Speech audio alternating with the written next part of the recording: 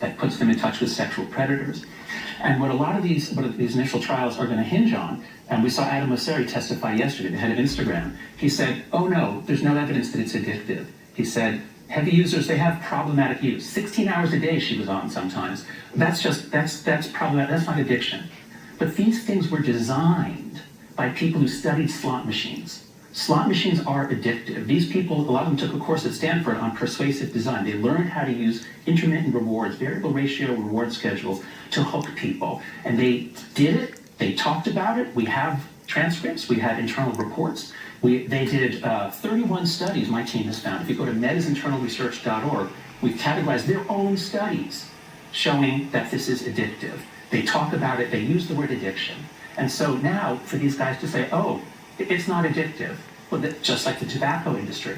And would they let their kids, I don't think the tobacco guys let their kids smoke. A lot of these guys don't let their kids use their products. But there's a big difference, I think.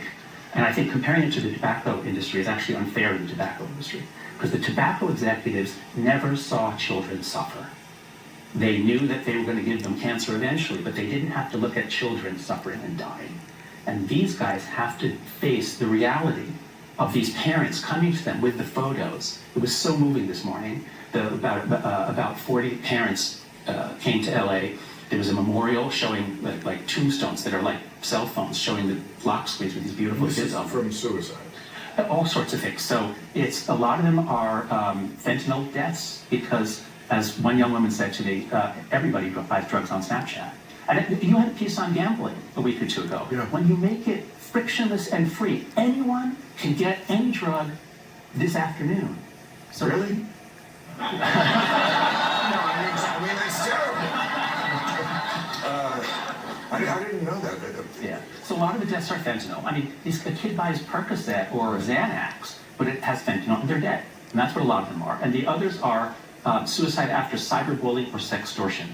Right. In one case, one mother I was talking to, her daughter was cyberbullied into suicide, and this was during COVID, and the kids broke into the funeral to continue the bullying after the grave. And what I take from this as a social psychologist isn't, oh, those bastards, oh, those cruel kids. It's, what kind of sick environment are we raising our kids in that this sort of thing is now normal? Kids were always bastards, John. They were shitty when I was a kid. You have to teach your kid to be decent. You never read Lord of the Flies when you were a kid? Okay, kids are shit. They are. The little Nazis. They have to be taught to be civilized. But I take your point. But an important point you make when you're writing about this lately, I see, is that there should be no parental exemptions, because I think that's what some people want now. They want some exemptions out of this. You say you'd rather have no laws than parental exemptions. Yeah, so the key thing, we can talk about, oh, we need to make this safer, oh, we need more education. We can talk about all that stuff, but none of that works. All over the world, parents are fighting, they're having the same fight with their kids. Mom, everyone else has a phone. Right. I'm starting sixth grade. Everyone else has Instagram. And so parents are in a trap, kids are in a trap, and we all have to give in because everyone else gave in. So that's called a collective action trap. And so lots of countries are in Europe and Australia, Indonesia, Malaysia, lots of countries are going to raise the age to 16. But in some countries, they're saying, you have to be 16 to open an account. But if your parents give permission, then you can open an account at 13 or 14.